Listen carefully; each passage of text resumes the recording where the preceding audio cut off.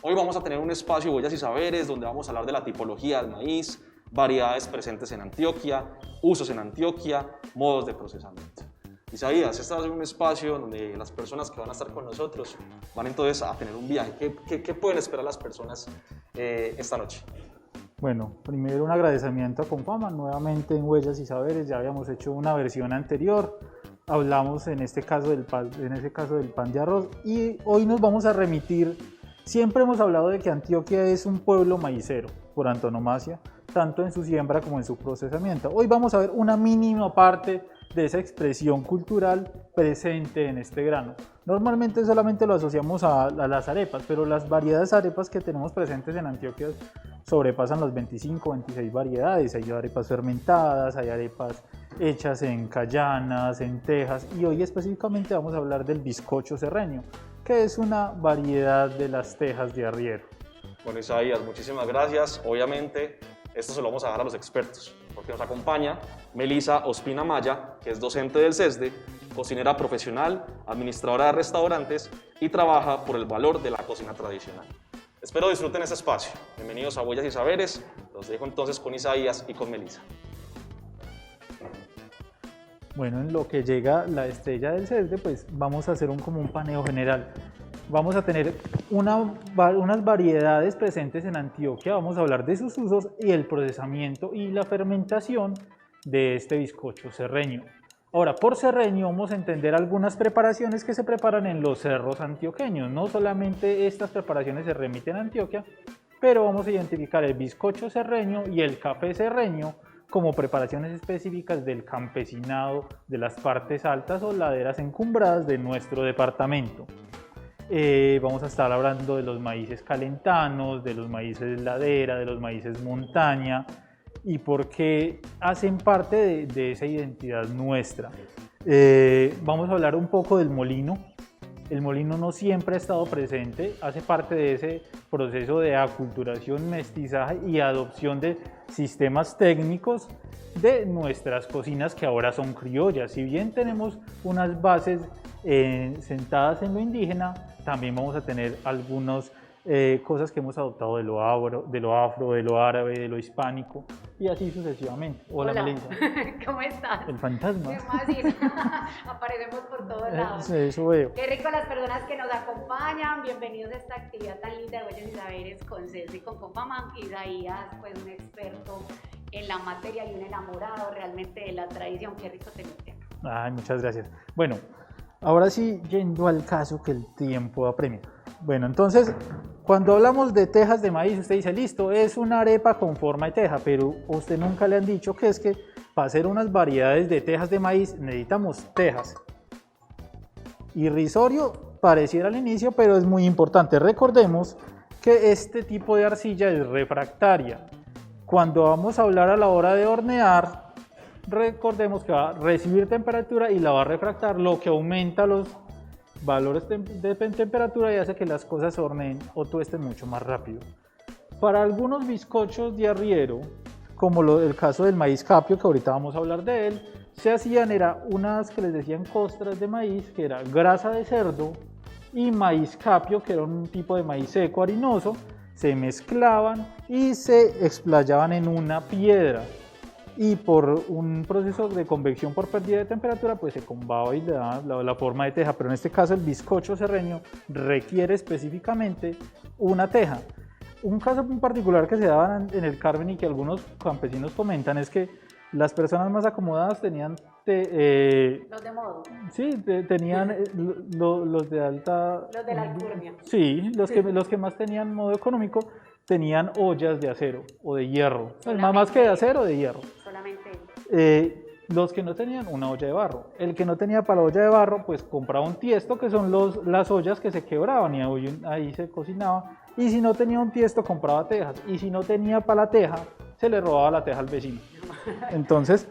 Pero en este ratico has dicho unas palabras muy lindas porque escuchándote hablar en un segundito que acabo de entrar como fantasma, has hablado de los arrieros, que es ese hombre montañero, campesino, que comparte, que trabaja, que el sustento, entonces todo era tan artesanal. Sí, y todo tiene una línea como dialógica que podemos establecer desde muchos puntos de vista. Ahora, una cosa importante es que, por ejemplo, en Italia hay un plato muy famoso que consiste en tomar dos tejas, poner la parte delgada contra la parte gruesa, rellenar de arcilla en punto y punto y se hornea un pescado adentro.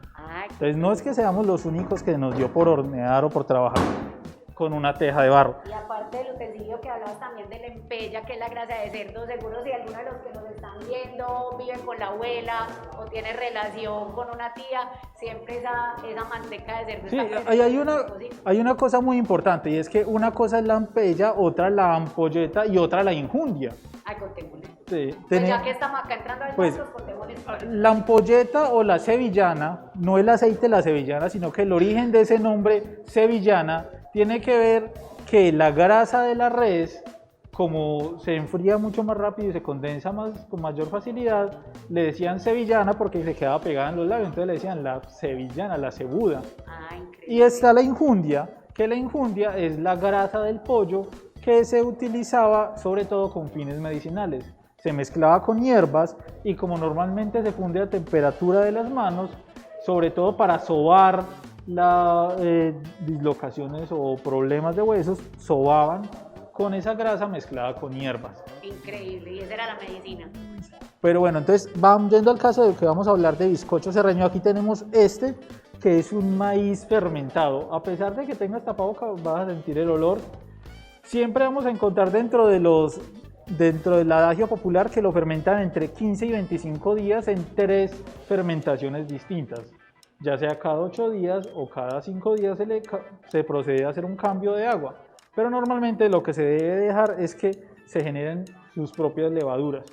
¿Lo preferís tapado en frasquito? No, los primeros 5 días se deje de dejar descubierto para que el mismo aire posibilite la aparición de algunos microorganismos y vamos a tener una fermentación aeróbica.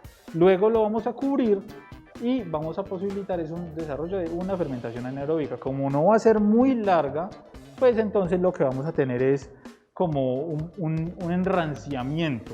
No tanto un achichamiento, sino un enranciamiento, que es lo que nos interesa, porque nos va a matizar el sabor del queso costeño. Que cosa particular es que el queso costeño no es tan salado, sino que en el proceso de arriería, como tenían que hacer esos trajines tan largos para evitar que se dañara el queso, lo salaban mucho más en el proceso.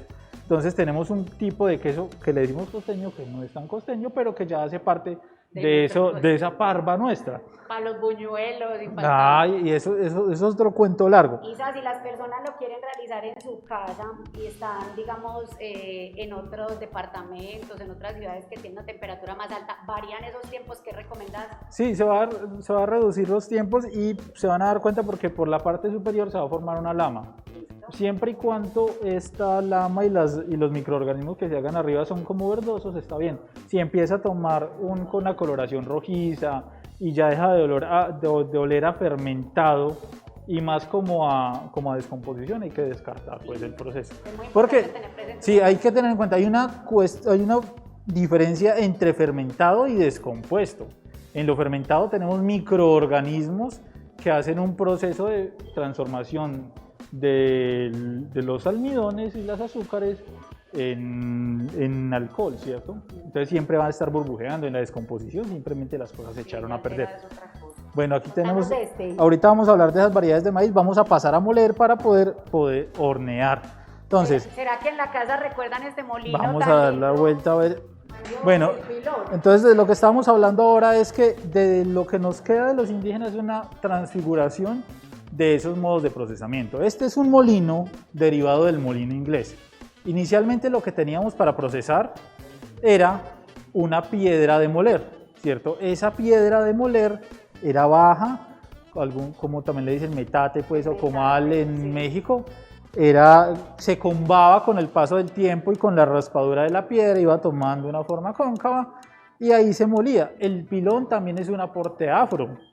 El pilón ya es una cuestión que nos van trayendo diferente. Nosotros aquí teníamos molinos de piedra. Este que es descendiente del molino inglés, una cosa muy importante es que ya en las casas se nos ha olvidado cuál es la funcionalidad del molino. El molino tiene esta vaina aquí, que no es que sea por bonita. Esta vaina es lo que nos va a graduar el grueso de la harina que queremos obtener. Entonces no es cuestión de que, no, es que esa vaina necesitamos más grueso, más apretado y usted apriete de acá, no. Desde el inicio tiene que estar apretado en las clavijas. Este tornillo central es el que nos va a dar el grado de molienda. Y ya pues obviamente aquí tenemos la manivela. Si a alguien le tocó madrugar a hacer arepas, pues se va a acordar de cómo es el asunto. Ahora, este es un maíz que está crudo. Es un maíz que está fermentado, entonces es muy duro. No vaya a cometer el error de empezar a moler todo apretado porque va a ser extremadamente duro y se le va a pegar. Entonces aquí lo tenemos suelto, apretamos, que este otro tornillo tampoco es de decoración. Esta tuerca es para apretar, cosa que cuando estemos moliendo. Bueno, y aquí sí hay que corregir una cosa, Melissa, y es que importante, de a poquitos, porque si no se nos va a pegar la máquina. Hay que molerlo. Una cosa importante, y es que para esta preparación hay que moler el maíz 5 veces. Pero obviamente por cosas del tiempo ya tenemos aquí unos adelantados, entonces simplemente vamos a mostrar esta primer molienda que le vamos a denominar quebrado del maíz, ¿cierto? Dependiendo de la dureza del maíz, porque es lo que vamos a hablar ahorita cuando estemos dándole la vuelta al maíz, es que ese quebrado va a ser más o menos fino dependiendo de la dureza de la corteza. Entonces, ahí una vez que tenemos este maíz que está quebrado, que está grueso, pues lo que pasaríamos es hacer una segunda molienda y en este caso apretaríamos más la máquina. Podemos volverlo a echar ahí. Bueno, vamos apretando. Este sí es un asunto bien artesanal, es que toca ir mirando. Esa es apretando en la medida en la que se va moliendo. Esto sí, no tiene números, pero yo creo que va sintiendo ahí que en la medida en la se va poniendo más duro. Si quieren sacar bracito, cuadrito. Ah, no, eso... Listo.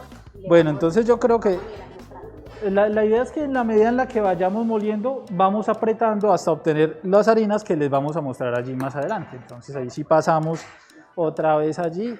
Tenemos aquí una harina totalmente fina, que ustedes la van a ver. Esta cae con mucha, se demora un poco más en caer, es muy suelta. Esta es la quinta molienda. Esta es la cuarta molienda, es un poco más grueso. Sí, se ve como más demorado.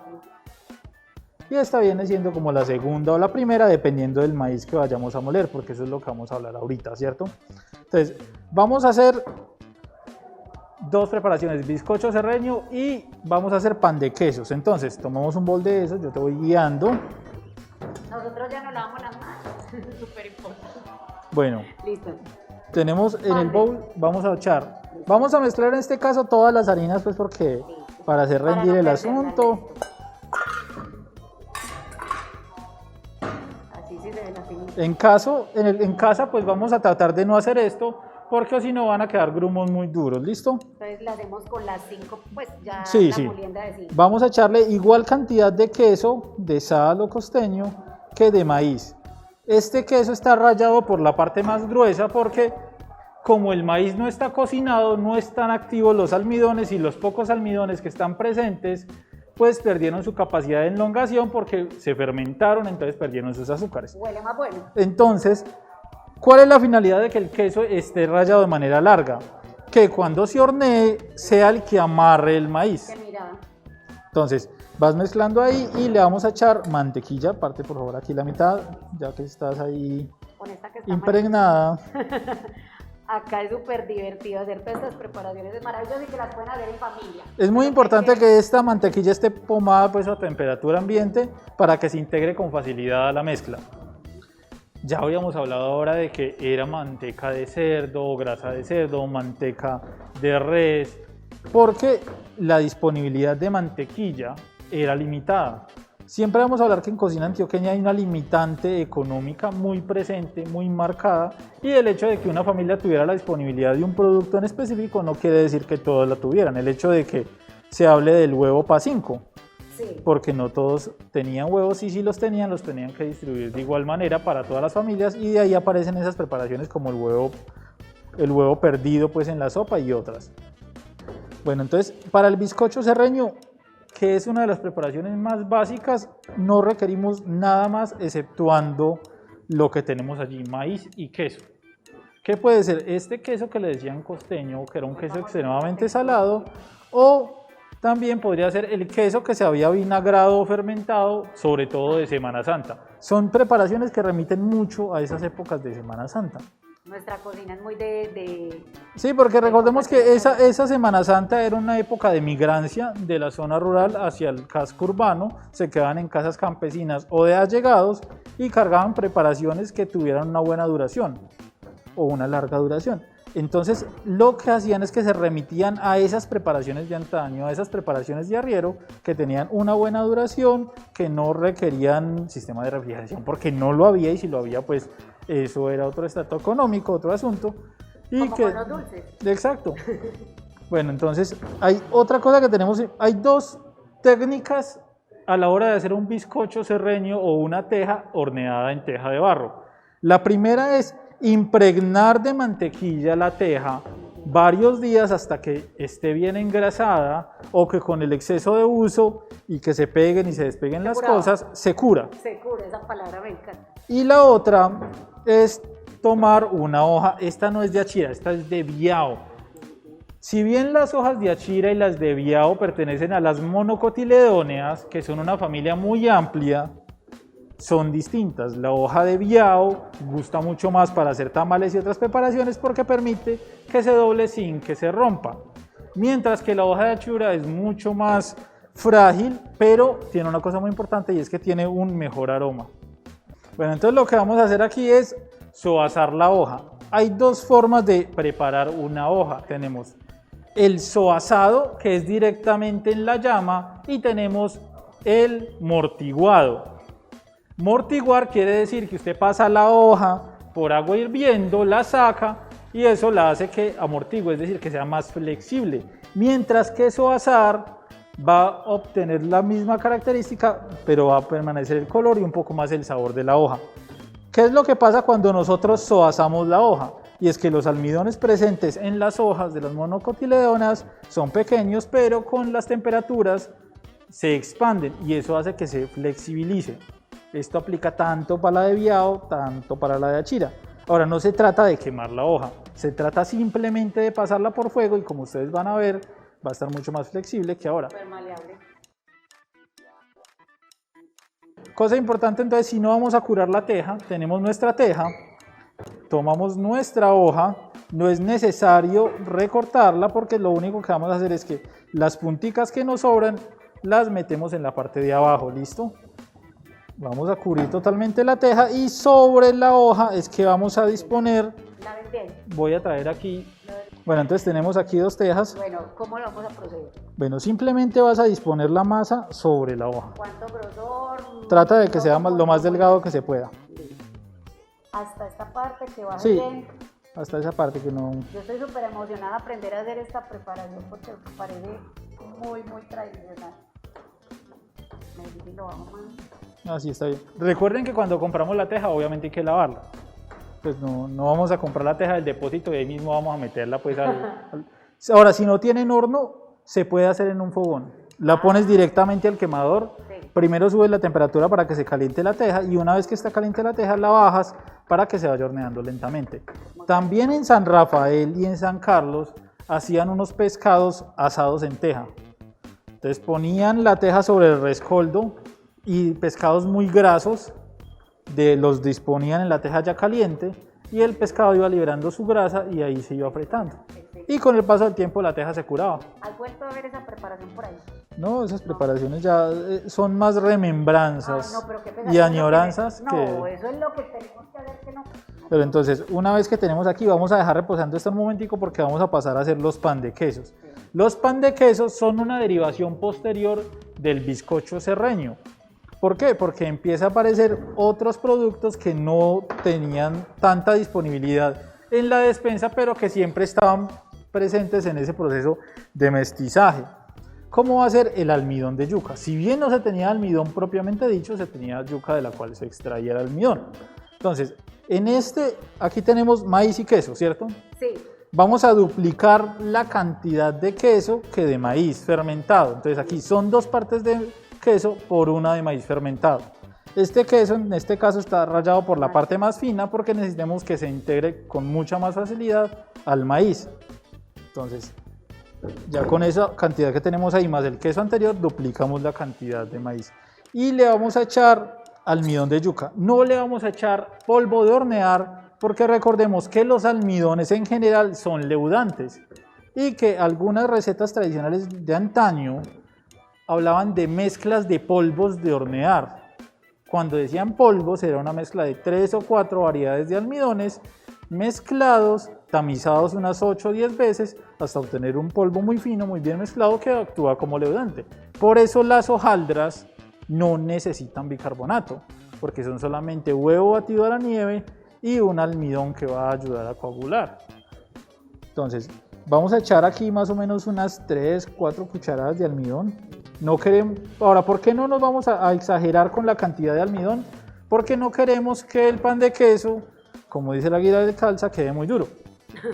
Solamente queremos que nos seque un poco la preparación. Si le echamos huevo, pues va a tocar aumentar un poco más la cantidad de almidón, pero no exageremos porque si no va a quedar va a quedar estirando mucho al inicio, pero con el paso de un día para otro va a quedar absolutamente duro. Eso es como esos pan de yucas que venden, sí, que usted los ve baratos y eso estira la maravilla, pero después usted los lleva para la casa y eso es para quebrar baldosas. Como buñuelo de 4 días. Eso. Aunque el buñuelo tiene solución, un pan de yuca, esa vaina, si no hay nada que hacer. Bueno, entonces vamos a tratar de hornear. Si no nos deja hacer un bollito, pues entonces vamos a proceder a echarle un poquitico más de almidón. Creo que vamos a un poquitico más de almidón, y más o menos 2 o 3 cucharadas. Mejor ponerle a que le sobre. Y vamos a echarle un poquitico de agua para que nos hidrate el almidón y no ocurra ese asunto de que se nos ponga duro. Porque recordemos que si nosotros integramos una harina seca a una preparación húmeda, se va a hidratar con el líquido, con la humedad que tiene la propia masa. Si no agregamos algo que hidrate ese almidón, lo único que vamos a obtener al final es una masa muy seca. Acá ya con un poquito más de... ¿Cómo lo ves? Bueno, igual estos se van a romper con mucha facilidad. Bueno, aquí vamos a utilizar una lata que ya tenemos, no engrasada, porque gracias a las maravillas modernas o de la modernización, pues ya existen estos tapetes pues antiadherentes. Ah, sí. En mi época eso era pura harina y mantequilla, como siempre, que daba gusto. Con todo, si no No, pues es que el problema es que no era echar la harina y la mantequilla, el problema era lavarla una vez que se quemaba. Ahí todo el mundo se roda la pelota. Bueno, me decís más o menos grosor. Bueno, entonces esto sí, bueno, yo también tengo lavadas las manos, pero básicamente es una masa muy suave. Esta es una masa que hay que trabajar con mucho cariño. Vamos a ir eliminando los restos y simplemente vamos a obtener, pues, yo cuando le daba clase a los niños, pues yo siempre les decía que era una culebrita que se mordía la cola. Entonces, sí, con ellos todo tiene que es muy importante que no nos exageremos con el amasado porque es que no es harina de trigo, entonces no tiene gluten, no tiene glanina, no tiene glutamina. Entonces no hay nada que permita una elongación de la masa. Es una masa que se trabaja más con presión, por fuerza de presión entre las dos manos. Bueno, entonces con esta ya vamos terminando. Vamos a meter a hornear. Dependiendo del horno que tengamos, aquí tenemos pues un combi que es una maravilla. Eso también nos reduce los tiempos. Los vamos a hornear 180 grados. Los pan de quesos van a estar más o menos en unos 20 a 25 minutos, pero la teja sí se va a demorar más o menos unos 40, 45.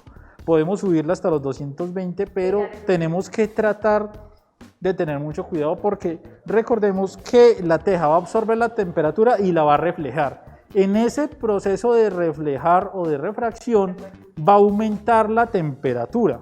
Es decir, no va a pasar la temperatura tal cual la recibe, sino que la va a aumentar y eso va a hacer que las cosas se nos quemen con mucha facilidad. Y sobre todo los bordecitos. Inclusive podemos hornear panes ahí, eso nos cambia mucho la estructura. Cúbrela, es más conveniente tenerla curada. Bueno, entonces vamos a pasar al horno. 180 grados. Bueno. Listo. Metemos los pan de quesos arriba. Dale con la tejita si quieres.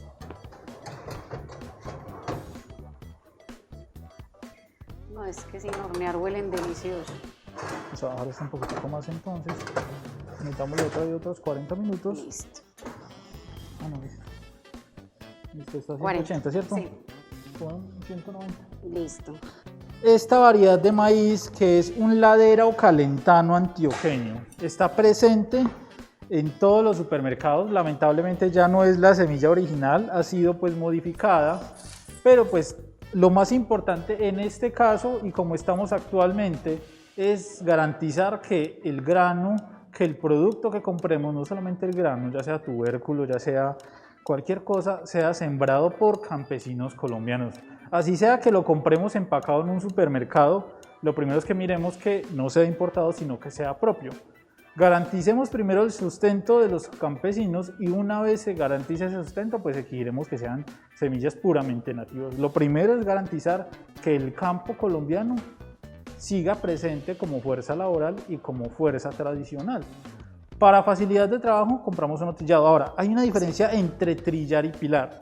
Trillar es un proceso industrial o semi-industrial, dependiendo de si lo hace una empresa grande o si lo hacen de manera tradicional, en la que se le retira el endocarpio, que es la cascarita que tiene el maíz por fuera. Ustedes ven que cogen un maíz y es brillante, si está trillado no está brillante. Esa cascarita que tiene por fuera se le llama endocarpio, que es el que cubre la parte carnosa del maíz y que cubre el almidón. Cuando se trilla de manera industrial, el almidón de maíz o fécula pasa a venderse por un lado, la cascarilla se vende para la alimentación de los animales y la carnosidad es la que empleamos nosotros en cocina.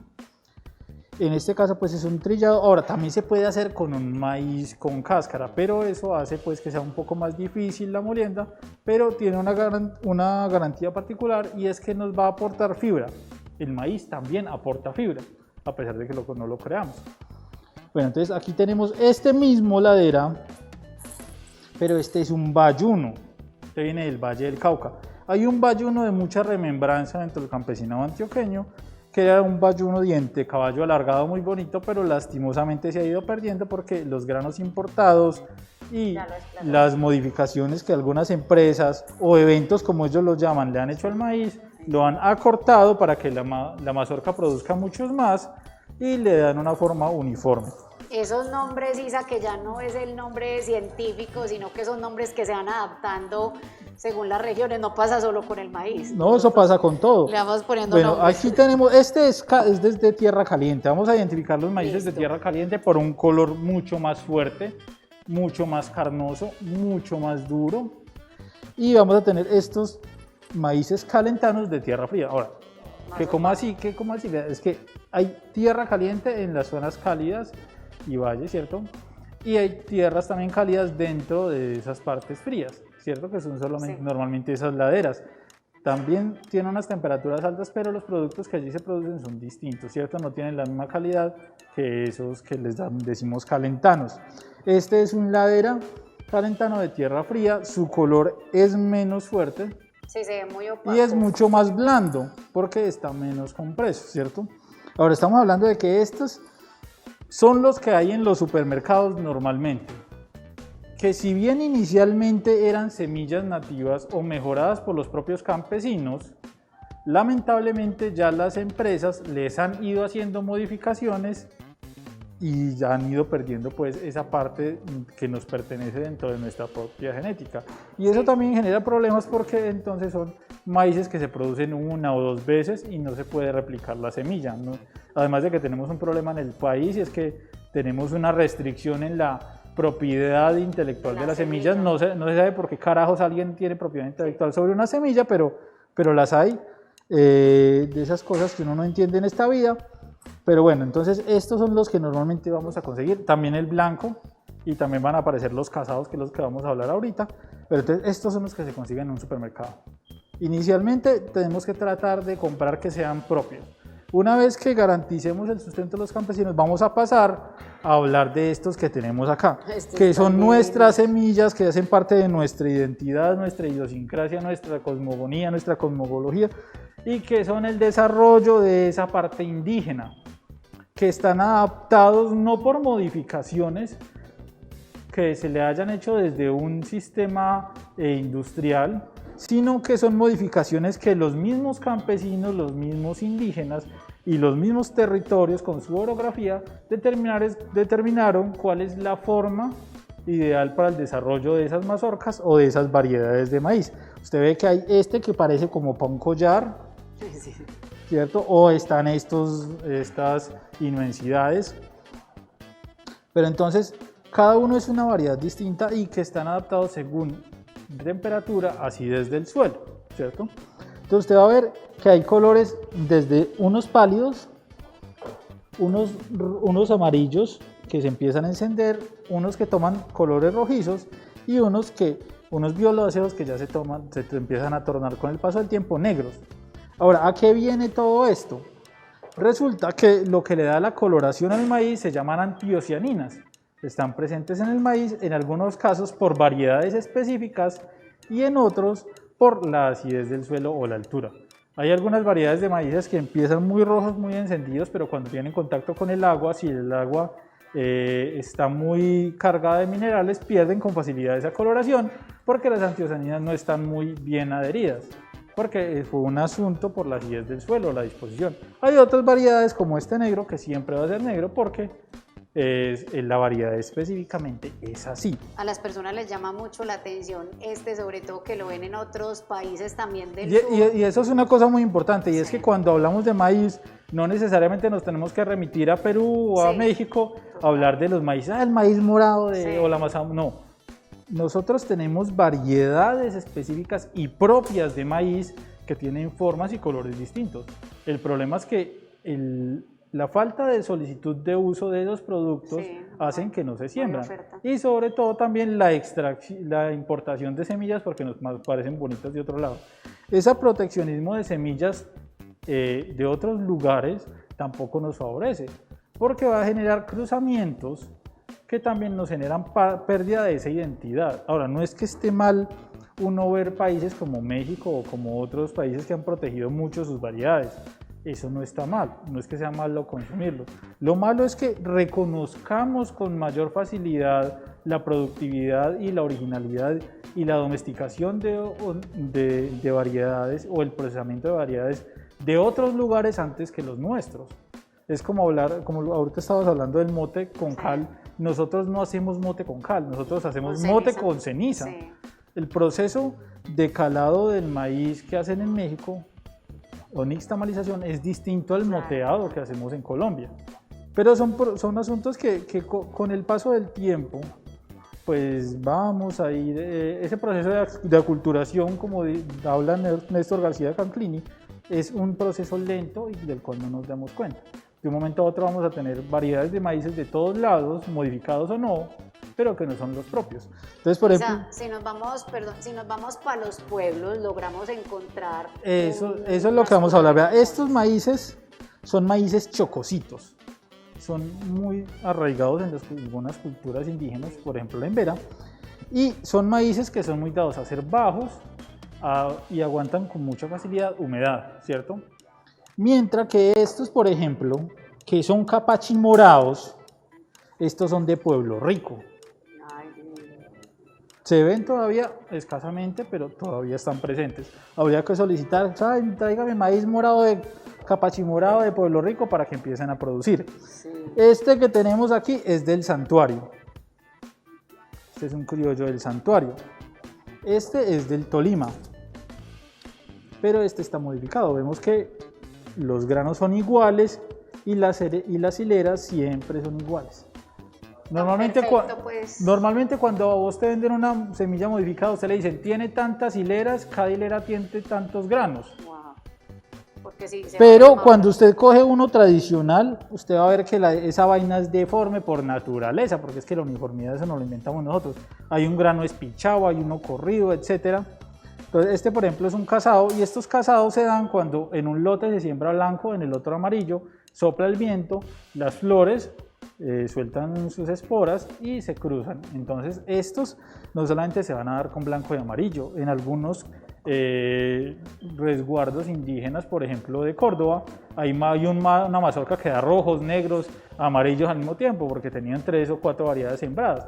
Pero entonces el riesgo latente con ese proceso de de propagación de la semilla o de las esporas es que cuando usted siembra una variedad genéticamente modificada en un lugar, en un lote, y hay un lote de un campesino que es un maíz criollo, pues esas esporas modificadas pueden llegar al maíz criollo y pueden hacer que pierda su identidad genética o sus rasgos genéticos y no se produzca con la misma calidad, la misma coloración ni las mismas características nutricionales. Por otro lado, pues su rasgo de preservación de semilla va a disminuir porque va a adoptar ese rasgo característico de las semillas modificadas de que solamente pueden producir una o dos veces y después se vuelven inertes. Entonces, ese es el riesgo más complejo. ¿Alguien regula eso? Pues sí, LIDICA.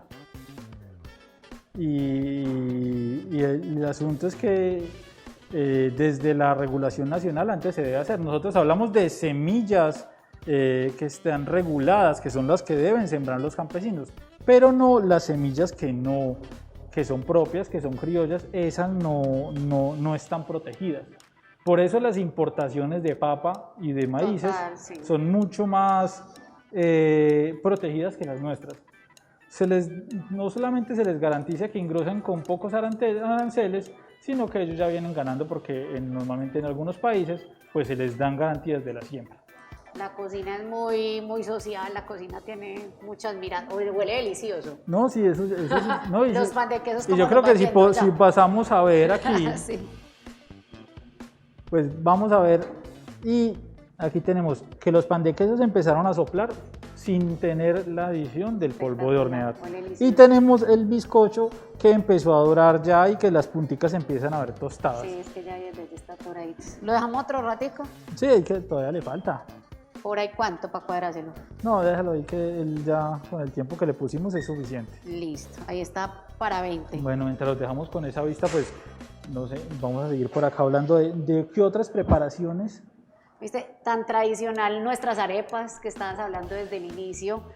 Vamos acá para que nos veamos. Es que este aroma me va a matar de la delicia. Eso que nos faltó el chocolate. Bueno, una recogida acá. Pues, que tantas preparaciones que tenemos realmente es que nosotros somos hijos del maíz, es que es innegable. Bueno, entonces vamos a hablar entonces de preparaciones. Entonces tenemos una línea de arepas, que tenemos una línea de arepas fermentadas, una línea de arepas que son de maíz en crudo, otras que vamos a tener una línea de arepas que son precocidas, que se cocina el maíz y luego se arma la arepa y después se asa en la parrilla, que es la que comúnmente conocemos.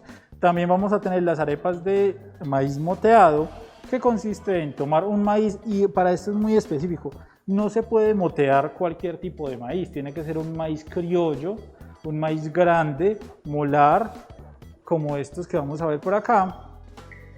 Estos maíces criollos son muy duros y tienen un endocarpio fuerte y son muy carnosos. Estos son normalmente de tierras frías o de las partes altas, y estos maíces soportan muy bien el hecho de moteado. Entonces se toma el maíz, se pone a cocinar inicialmente con un poco de rescoldo. El rescoldo es después de tamizar el carbón, que queda un polvito, que ese usted sopla y se vuelve nada. Con ese rescoldo se cocina el maíz un ratico, o se pega una precocinadita de una horita, se apaga y al otro día hay que lavar. En ese proceso de lavado se mete el maíz en un costal ralo, se estrega, esa es una palabra que desapareció, estregar o refregar, hasta que el endocarpio, la cascarita, sale para un lado, se juega el maíz y se tiene un maíz moteado, que después se cocina y las arepas tienen un tono oscuro o grisáceo, ¿cierto? Esas son las arepas de mote, las de verdad. Han surgido procesos con el paso de los años para facilitar su procesamiento que son menos artesanales. Uno es la adopción del sistema de nixtamalización mexicano, que es cocinarlo con cal, y otro es el cocinarlo con bicarbonato. Esa vaina no es muy diferente. Cambia el sabor. Total. Digamos que es válido dentro de esos sistemas de procesamiento, pero no es motear. No es el original. Igual pues es mucho más complejo y mucho más duro. Ahora, hay un cambio organoléptico en el hecho de cocinarlo con ceniza, por un lado, y por el otro lado hay un cambio en las características nutricionales. Las pocas proteínas que tenga el maíz se aumenta su asimilación alrededor de un 60% cuando el maíz está moteado a cuando no está moteado. Es decir, asimilamos mucho más fácil la proteína del maíz cuando el maíz se moteó que cuando no lo hizo. Ahora, el consumo de arepas de maíz sancochado también tiene sus beneficios, el hecho de que nos aporte fibra. Entonces, digamos que todas esas variedades dependen más de un sistema de desarrollo técnico del tipo específico de maíz, porque por ejemplo en las de sancochado tienden a ser maíces calentanos o maíces de grano delgado, los que se sancochan porque se van a cocinar con más facilidad que uno que sea criollo. Entonces, por un lado. Por el otro lado, por ejemplo, la mazamorra, Sí. para que sea una mazamorra buena, que sea rica el claro, tiene que ser un maíz pilado, que es distinto al trillado. Para el trillado son máquinas que simplemente frotan el maíz hasta que le retiran el endocarpio, pero no hay la suficiente fuerza de fricción para que esos almidones se liberen totalmente. Y usted va a comprar una mazamorra tradicional y los granos son floreados y flotan, son grandes, son gigantes, pero cuando usted compra un maíz para mazamorra en un supermercado los granos se quedan chiquitos. Primero, por el tiempo extenso que hay que cocinar el maíz, porque es por ser criollo. Y segundo, porque es que la variedad pues, que usted le vende en el supermercado es distinta a la con la que le hace el señor. Fuera pues del proceso pues, del machacado. Incluso muy tradicional ver los señores todavía dándole pedal también. Sí, aunque a veces le meten en el último le dicen que es mazamorra pilada y no es. Pero, Y sabes que no, dale. pero entonces también con ese maíz pilado también va a haber una variedad de arepas, que son la variedad de arepa de maíz pilado, que normalmente esas arepas de maíz pilado solamente se hacían en las fábricas de mazamorra. Y era de autoconsumo, no es que se hicieran para vender, sino que si yo tengo un maíz pilado y lo estoy cocinando para mazamorra, escurro el maíz que ya tengo cocinando para la mazamorra, lo muelo y hago un tipo de arepa. En Antioquia también teníamos una variedad de maíz podrido, un maíz que se dejaba fermentado o que ya estaba muy picho y con ese se hacían arepas. Y ya no se ve esa. No, eso ya esas arepas esa todas nunca la he están. escuchado, qué interesante. Entonces tenemos una línea muy amplia de arepas. Y también, hoy a estos bizcochos de arriero, con el paso de los años van a ir cambiando y se van a ir modificando y va a aparecer la arepa de arriero, que es una arepa que se hace en cayana. Ya no se hace en la teja porque no hay una disposición para meter una teja, pero sí se tiene la cayana y se tiene el maquín para ponerlo sobre el rescoldo.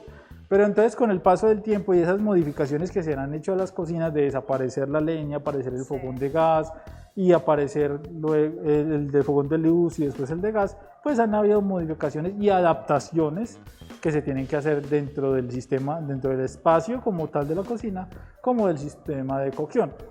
El hecho de que, por ejemplo, cuando hablamos de las arepas tiernas o las arepas de chocolo, los bollos, las panochas, y también el tapado ya desapareciendo porque el tapado se hacía sobre un maquín enterrado en rescoldo dentro de una hoja de achira, pero con el paso de la desaparición del fogón de leña y del rescoldo, pues entonces ese tapado pasa a hacerse en un perol y ese perol se cubre con una hoja de achira porque a falta de las tapas que siempre se perdían, porque los niños salían jugando o porque terminaban quién sabe dónde o terminaban sin la cita y antes no se conseguía tan fácil, pues entonces le ponían una hoja de achira encima y le decían tapado.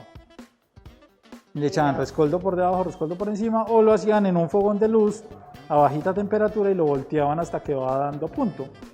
Pero ese tapado desaparece casi que totalmente con la aparición del fogón de gas, porque las temperaturas son mucho más altas y son menos uniformes. Hay una diferencia muy compleja entre cocinar con luz y cocinar con gas, y es que cuando cocinamos con gas hay un espacio de tiempo entre el proceso de combustión del gas y la llegada de la temperatura hacia el recipiente. Usted inicialmente cree, esa vaina no ocurre nada. Por mínimo que sea, un cambio de un grado en un proceso de horneado, eso afecta. Fatal. Entonces eso es muy importante que con el paso del fogón de luz al de gas no hay un control exacto de temperatura. A usted el fogón de gas le dice a usted que tiene un medio y un máximo, pero eso no es lo mismo. En cambio con un fogón de luz es estable, es lo mismo que con un horno convector y un horno de leña. Ahora, tiene sus garantías el horno convector, pero igual los sabores y las texturas que un horno de leña es distinto. Pero entonces básicamente hablar de eso. Cada uno de esos cambios que perceptualmente no son importantes para nosotros, a la hora de la teoría y de la práctica sí son importantes, porque afectan el desarrollo de una preparación y eso con el paso del tiempo hace que se pierda la identidad culinaria. Y la gente la va variando. Es muy importante cuando hay una preparación tradicional que la gente respete cómo se hace originalmente, porque a veces eso es lo que pasa, y les hacen varios cambios, entonces la receta original ya no pasa, ya es como un teléfono roto, por así decirlo. Isa, te iba a preguntar, ya bueno, que hablamos yo creo que ya es hora de que vayamos sacando los pan de quesos. Ya que hablamos de elementos artesanales como el pilón, hablamos de la hoja y demás, ¿cómo ven las normativas frente a ello? Porque también se habla mucho de la normativa, del manejo del material. Listo, vamos a ir sacando los pan de quesos y ya te... Das la vuelta, vamos por allí. ¿Dónde está el papel? Míralos allí, estos. Bueno, que los hizo nosotros para poderlos sacar, míralo acá. Apaguémoslo ya. No vemos, igual las tejas todavía les falta, pero los pan de quesos... Venir si sí resiste. Pongámoslo mientras tanto acá, si quieres para que no andes mucho con ellos. Bueno, entonces aquí los pan de quesos ya están. Qué belleza.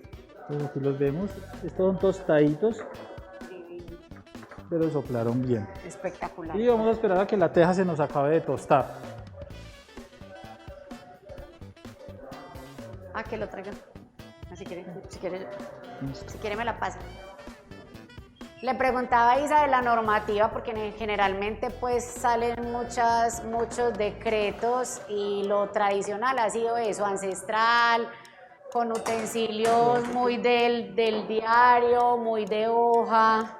Pues el asunto con la normativa vigente es que la normativa inicialmente no tenía una mala intención. Claro. Actualmente la tiene y es perversa. Pero es que hay un asunto. La normativa tiene la función de evitar que hayan elementos que no sean inocuos y que le puedan hacer daño al consumidor, ¿cierto? Por ahí estamos bien. El problema es que esa normativa es impuesta y son con una colcha de retazos de fundamentos importados de otros lugares, sobre todo de otros continentes. Usted habla en Europa de papillot, ¿cierto? Que es un envoltorio dentro de un papel plástico o de un papel aluminio. Pero es que esa gente no tiene hojas de achira, allá no se da la monocotiledona. Entonces y nunca será lo mismo esto que y es que nosotros en Colombia tenemos alrededor de 130 variedades de hojas usadas dentro de nuestras cocinas, que ellos no las tienen. Entonces cuando ellos dicen no se pueden utilizar elementos orgánicos a la hora de procesar alimentos, es porque ellos no saben que el tamal existe.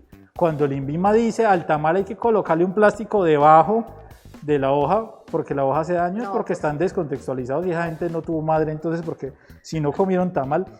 Y entonces, en los no, y el otro asunto es que es tan grave, es tan complejo el asunto, es que en algunas regiones del país usted ya compra hojas plásticas para elaborar tamales. O la totuma ya o usted ya va a Santander y no se puede comer un tume envuelto en hoja de bijao que sea seca al sol, sino que tiene que tener un plástico o tiene que ser un papel parafinado. Eso no solamente implica una pérdida de la identidad, sino también una pérdida de todo ese procesamiento, porque es que hay una persona que siembra, una persona que cosecha, una persona que vende, una persona que procesa y una persona que envuelve. Sí, todos esos 5 trabajos desaparecen cuando usted le dice el INVIMA que no puede hacer, cuando el INVIMA dice que ya los bocadillos no pueden ir en cajitas de madera. Y eso también ocurre a la hora pues, de hablar de nuestro procesamiento antioqueño, porque pues, el tamal está en riesgo latente. Usted ya no consigue cabulla de fique para amarrar un tamal, usted consigue piola, que es la cabulla de plástico.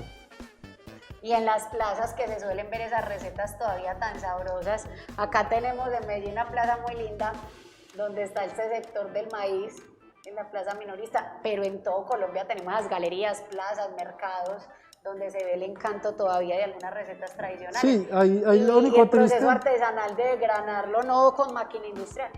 Sí, ahí lo triste es que lamentablemente nuestras plazas de mercado, debido a las disposiciones nacionales, pues ya no podemos hablar de variedades de maíces, sí, claro, sino que siempre encontramos pues amarillo. Pero es bueno llegar a esas plazas de mercado comprar directamente allá a los vendedores, ojalá y no hubiera tanto intermediario, pero sino por lo menos comprar en la plaza de mercado y empezar a solicitar esas variedades raras de maíz. Así de un momento a otro se va a crear un mercado, un nicho de mercado, y los campesinos van a tener la posibilidad de traer nuevamente esas variedades. Lo que estuvo pasando con la papa nativa. Sí, aunque en Antioquia hablar de papa es un poco complejo, es un tema claro. complejo porque es que en Antioquia casi no comíamos papa, pues la adaptamos a lo último. Pero cuando uno revisa todos esos archivos históricos, aquí lo que más se comía era racacha, yuca y maíz. Con el paso del tiempo se fue aceptando, inclusive cuando revisamos la memoria sobre el cultivo del maíz, ahí hablan muy mal de la papa, porque no se le había adquirido ese gusto. Entonces son papas que son de adaptación a los terrenos que inicialmente eran traídas de Boyacá.